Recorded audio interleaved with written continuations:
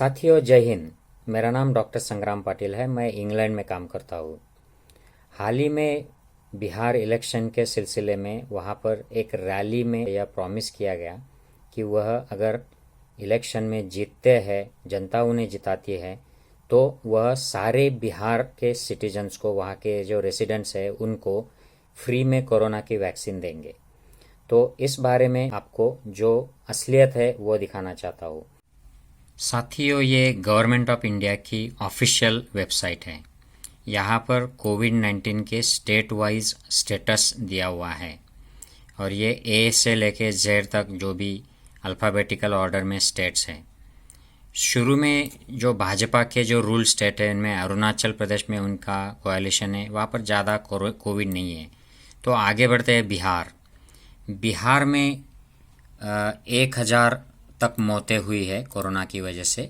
और यहाँ पर अब इलेक्शन है, तो भारतीय जनता पार्टी ने यहाँ पर प्रॉमिस किया है कि जीतने के बाद वे यहाँ पर सबको कोविड-19 के वैक्सीन के टीके लगवाएंगे। हालांकि यहाँ पर अभी भी उनकी सरकार है और पिछले 8 महीने जब से कोविड आया है तब भी उनकी सरकार थी, तब ये बात उन्होंने कभी नहीं कही थी, लेकिन अब बोलना शुरू किया है।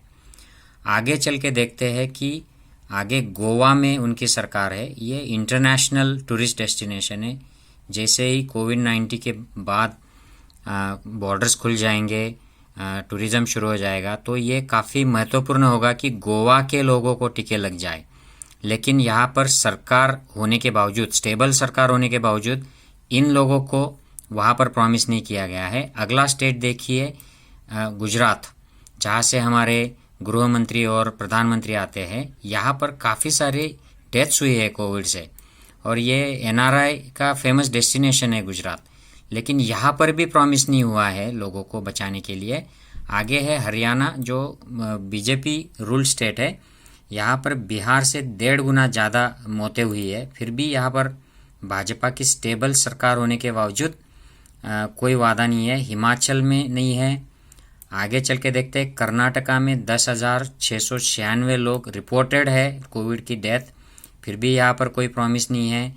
आगे चलकर देखते हैं मध्य प्रदेश, ये बिहार से 2 गुना ज़्यादा मौतें हुई है और कोविड काफ़ी स्पीड से बढ़ रहा है यहाँ पर सरकार होने के बावजूद कोई प्रॉमिस नहीं दिया गया है।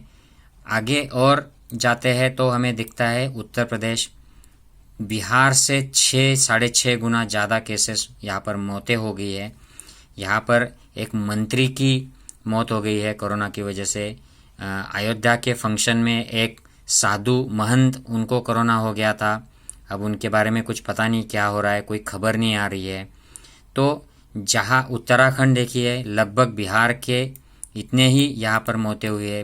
भाजपा की सरकार है और यहाँ के लोगों को भी कोई प्रॉमिस नहीं है, लेकिन सिर्फ बिहार में ही प्रॉमिस किया गया है। तो साथियों, अब 2 चीज़ें यहाँ पर हैं, 2 विषय हैं। पहली बात यह है कि क्या सही में कोविड का वैक्सीन आने वाला है, और आने वाला है तो क्या सिर्फ बिहार ही ऐसा स्टेट है जहाँ पर लोगों को फ्री देना चाहिए, या फिर सिर्फ एक इलेक्शन जुमला है। जैसे अमित शाह जी ने कहा था कि इलेक्शन में काफ़ी सारी बातें कही जाती है, ये इलेक्शन के जुमले होते हैं, ये सारे सच नहीं होते हैं। क्या कोरोना वैक्सीन का ये प्रॉमिस सही में सिर्फ एक जुमला है या ये हकीकत हो सकती है? और सिर्फ ये मेहरबानी बिहार पर क्यों, बाकी सारे स्टेट्स क्यों नहीं? अगर भारतीय जनता पार्टी की अगर यह नीति है कि वह उनके रूल स्टेट में जहाँ पर वो जीतते हैं वहाँ कोविड का वैक्सीन फ्री में देंगे, तो बाकी जो स्टेट्स है वहाँ पर क्यों नहीं? कोरोना को लेकर दुनिया भर में राजनीति चल रही है। अमेरिका में भी ये राजनीति हुई है, वहाँ पर भी इलेक्शन है अभी नवंबर के महीने में। तो वहाँ पर भी कोरोना के बारे में हम सबको ये वैक्सीन फ्री देंगे या सबको ये दवा फ्री कर देंगे, ऐसी राजनीति चल रही है। यही राजनीति भारत में भी हो रही है। ये सिर्फ इलेक्शन का जुमला है, बाकी और कुछ नहीं है, क्योंकि वैक्सीन 100% आएगा इसकी गारंटी तो साइंटिस्ट भी नहीं ले रहे, डॉक्टर भी नहीं ले रहा है। तो ये राजनीति करने वाले लोग कहाँ से ले रहे हैं, ये मुझे समझ में नहीं आ रहा है। तो मैं अपील करूँगा सारे मतदाताओं से, सारे नागरिकों से कि ऐसे जुमलों पर ध्यान न दें। अपनी सुरक्षा बनाए रखे। कोरोना चला नहीं गया है। कोरोना कुछ राज्यों में, खास करके बिहार, यूपी जैसे जो उत्तरी राज्य है, यहाँ पर आज भी वह फैल रहा है। महाराष्ट्र और ये जो राज्य है जहाँ पर वो शुरू हुआ था सबसे पहले, वहाँ पर अब वो कम हो रहा है। उसकी जो फर्स्ट वेव बोलते हैं वो कम हो रही है, लेकिन यूपी बिहार जैसे राज्यों में वो अब भी फैल रहा है। तो आप अपना ध्यान रखिए और ये राजनीतिक जुमलों से दूर रहिए। और आप वोटिंग करने जब जाए तो ये जुमलों को छोड़कर पिछला आप इतिहास देखिए। हर जो कैंडिडेट आपको विधायक करके चुनना है उनका इतिहास देखिए, वो कितने पढ़े हैं, उनकी जाति धर्म ये ना देखे, वो कितने सेक्युलर है, ये सब जाति और धर्म को रिस्पेक्ट करते हैं या नहीं करते हैं, या इसके बहाने जहर फैलाते हैं समाज में या जुमलेबाजी करते हैं। ये सब देख के आप अपने विधायक को चुनिए।